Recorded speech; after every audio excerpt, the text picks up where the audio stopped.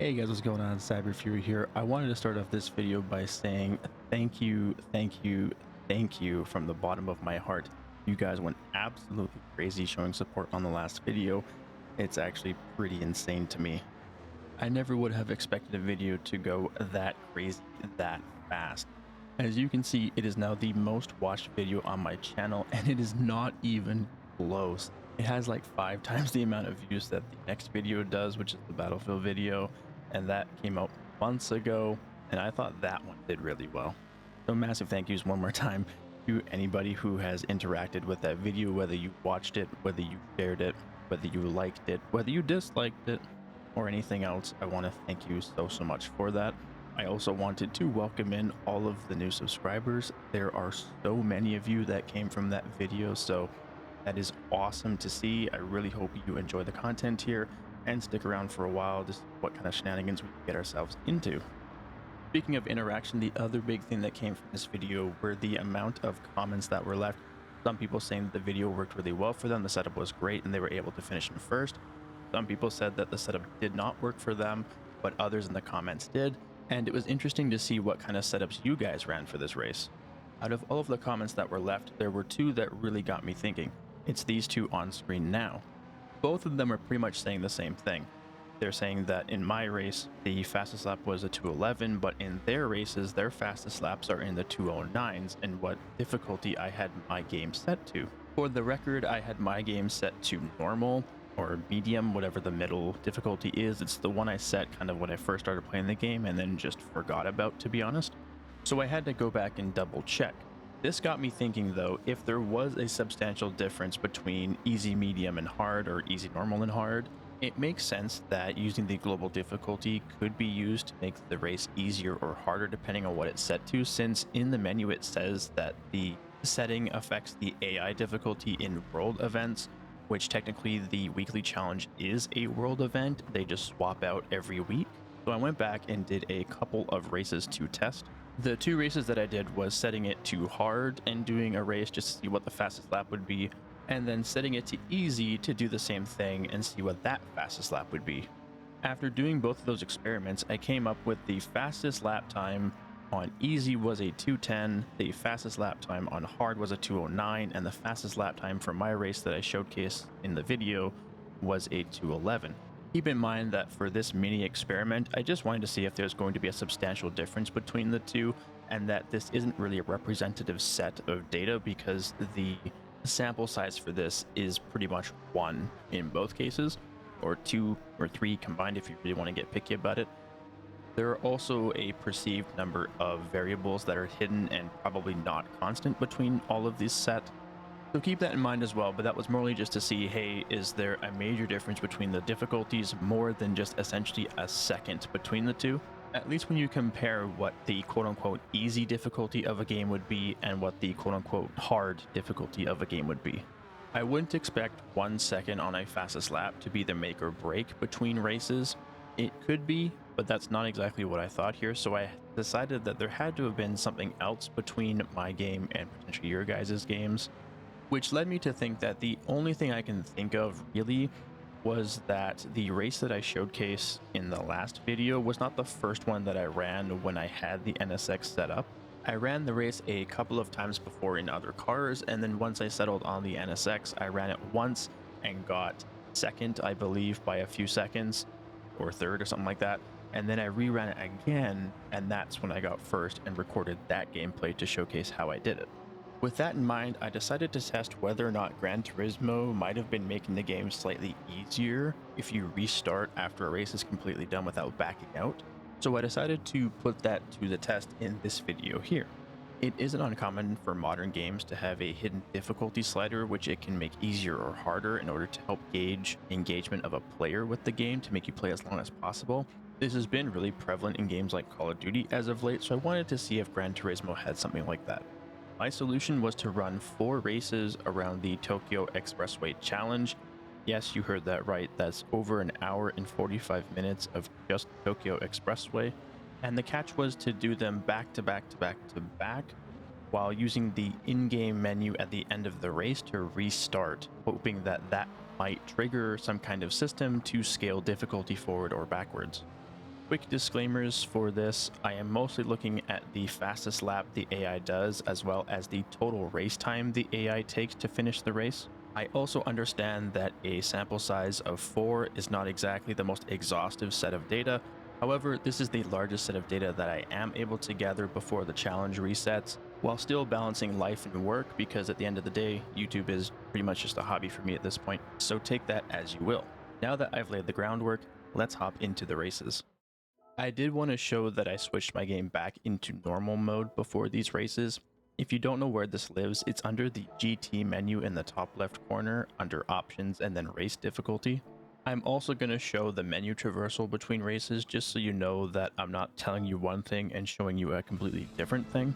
This is to keep the experiment honest and as transparent as possible for this testing.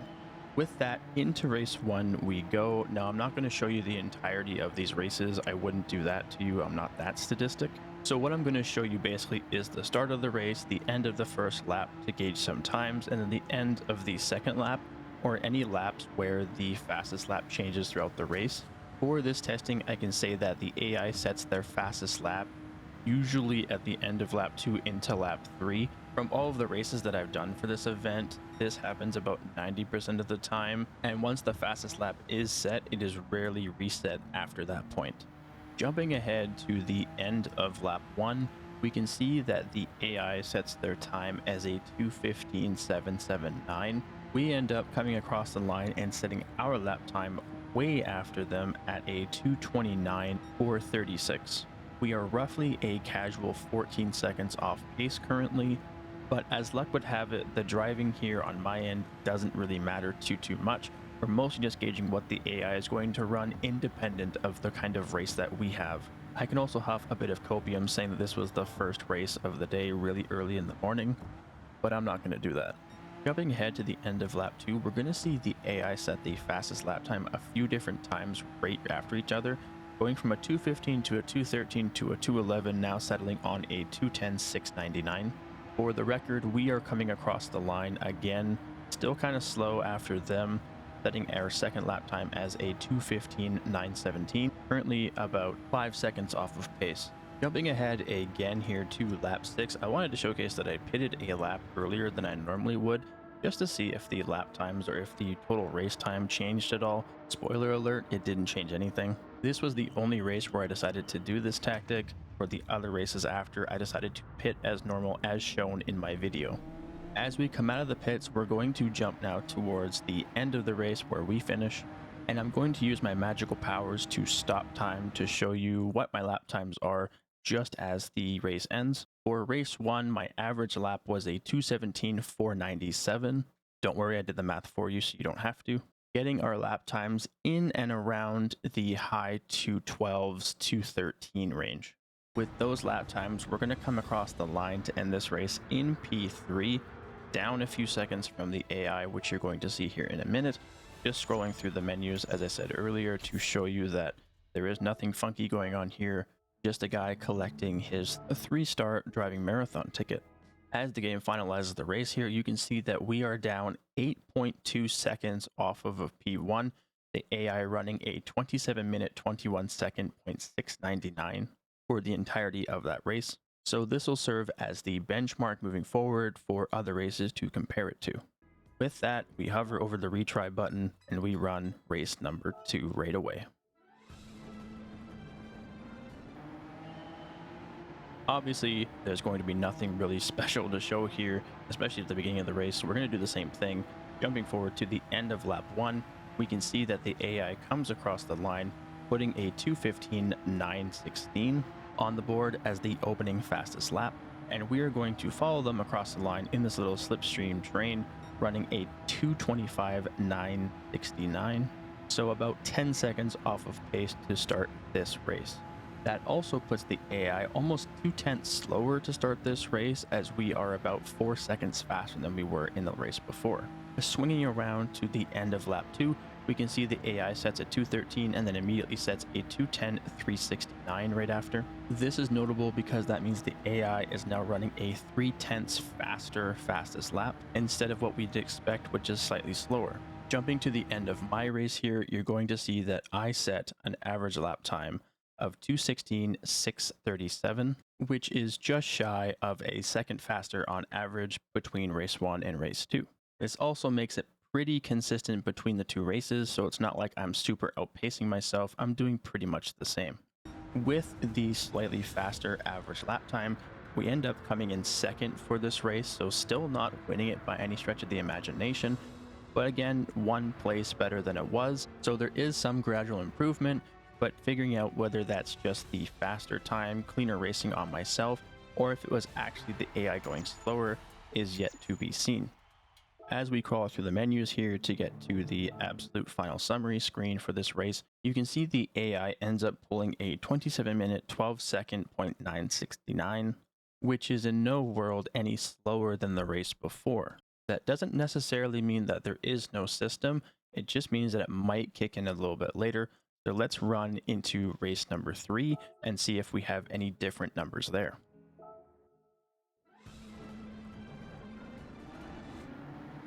Race number 3 starts out super exciting. Not really. It starts out the same as the other two races, so let's jump ahead to the end of lap 1 so you don't have to bear this long ass straight for any longer. At the end of lap 1, the AI comes across the line setting a 215,642, so far they are pretty consistent, at least on lap 1. We come across the line setting a 224,734, which is, I believe, our fastest lap opening the race so far, putting us 9 seconds off pace, so we are improving a little bit lap times wise, but again, kind of still in the same ballpark as it was before. At the end of lap 2, the AI comes across the line setting a 212,945 and then sets a 211,457. This is one of the first times we see that the lap times for fastest lap actually get slower at the end of lap 2 and basically stays there for the entire race. We were also able to get up to P4 at the end of lap 2, so we were kind of moving as well. However, by lap 11, the AI had done one better of itself. It did a 211,314 on lap 11, which is one of the rarer instances of them setting the fastest lap outside of lap 2. By the end of the race, when we finished, we ended up with an average lap time of 216,155. This is the fastest average lap race that we had run so far, edging out the last race by about 0.6 or half a second, so pretty significant savings there. With that time, we come across the line here in P1. With the fastest race that we've run so far, where does that stack up against the AI and how they were doing in this race? After picking out all of the confetti out of our uniform and from under our helmet and collecting all of our winnings, we end up with the summary screen of the AI running a 27-minute 18-second .222 if you account for the 4-second gap from our time to their next fastest time. This is about a 6-second, 5.3-second gap between the fastest time it set last race and the fastest time it set this race. It also set the slowest fastest lap so far out of any of the races. That may suggest that there might be the start of a biasing system, but again, there's not enough data right now to make that for sure. It could also just be a coincidence. So let's jump into the last race and let's see how the AI does there.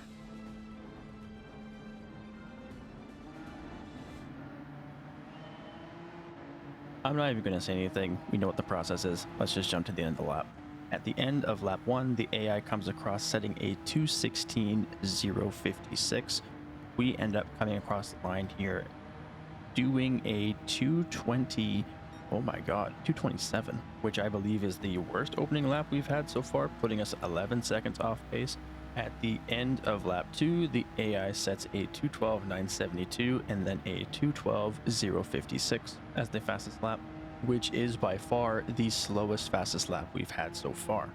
However, despite being the slowest fastest lap that has been set so far, that would not be the fastest lap for the rest of the race. As we come in for our normal pit stop on lap 7, we will leave here seeing that the new fastest lap is a 211,004. This puts it as the third fastest lap set in this grouping of racings, coming in just over 0.3 faster than the race before. By the end of the race, that would still stand as the fastest lap set by the AI. As we come barreling down the final straight towards the finish line, we are going to finish this race here with an average lap time of 216,497. This puts us in the position of running our second fastest race. While that in itself is nothing more than really a fun fact about this video, you can tell that this was about the point where I was starting to get burned out from having to do so many laps around this track back to back to back to back. We ended up finishing this race in P1, so pretty similar finish to the race before. And for whatever reason, I decided to sit on this screen and just revel in this race victory for whatever reason, before finally going to the next screen to showcase that the AI's race resulted in a 27-minute 22-second .851. This puts it as the slowest race of the bunch, but only by 1.2 seconds compared to the very first race that we ran before. So what does that mean in terms of overall progression of how these races went? Let's take a look at all of these times on a single screen to make them easier to compare to one another. But just before we do, I did want to point out 220 miles of Tokyo Expressway. Yuck. The times we have for the AI across these four races are follows. Race 1 showed the AI doing a 210.699 as the fastest lap, resulting in a 27-minute 21-second .699 race total. Race 2 showed the AI doing a 210.369, finishing in a 27-minute 12-second 969 overall race time. This makes the difference between race 1 and race 2 pretty much 9 seconds in pace. That's insane to me that there's that much variance between races. For race 3, the AI did a 211.314, resulting in a 27.18.222. This is where we see the lap times drop off in terms of fastest lap, as well as also the drop off in total race time. The difference between this and the second race is about 6 seconds slower and 3 seconds faster from race 1. And finally, for race 4, the AI achieved a 211.004 as their fastest lap, and a 27.22.851 for the total race time. To answer the question that we started with at the beginning of this video, does the weekly challenge get easier the more you play it back to back? After seeing these numbers, I'm inclined to say maybe, but I'm leaning pretty close to the side of no. There are different things to keep in mind in terms of constraints here. Like I said, this is a very small sample size to do this kind of thing with. It would be a lot more helpful if we had, say, 10 or 20 races that were run back to back to be able to properly compare a bigger set and explore the variance between races. If somebody down below wants to try that, then absolutely Godspeed to you. I'm curious if the 800 performance point restriction on the Tokyo Expressway race in the career mode is going to be pretty comparable to this, because it does suffer from the same problem of having the AI be blazingly fast for no reason. I also thought that there might be some bias between races 3 and 4 since we won race 3 off the bat, but I wouldn't expect, if there was a system that's supposed to monitor your performance and tailor the game to make it more fun for you, that it wouldn't make the AI 3 seconds slower when you just won a race with the AI doing the pace that it was. That is basically the reason why I'm leaning towards a no answer for this question. I'd also expect a behavior pattern to start emerging here, but again, with such limited data set, it could be hard to differentiate that behavior pattern and what kind of calculation is being run for this, if any. However, there does seem to be some variance system put in place where the AI can basically be given a range of times to compete within, and that variance system is basically shifted forward or backward depending on your overall difficulty set for your game. I'm pretty confident in saying that I don't think if you have your game set to easy or normal that the AI will be doing 209s, but again, that anomaly may exist in 1 in every 100 races, say. Let me know down below what you think about this, if you believe there is a system in place or not. Also, let me know if there are other control factors I'm not thinking of when thinking of future ways to improve this experiment. I'm curious to see what you guys have to say about this. In either case, if you enjoyed the video, leave it a thumbs up, consider subscribing if you're enjoying what I'm doing with this content. If you didn't enjoy the video, let me know down below why. I'm always looking to improve the quality of these videos, so your feedback means the world to me. Check out the links down below in the description and follow me elsewhere. Consider joining the Discord server. We're trying to get a little bit of a community going here. I hope you have a good day or night depending on when and where you're watching this, and I will leave you with the 3-star roulette ticket unboxing to end off this video. I'm Cyber Fury, and I will see you guys in the next one. Peace.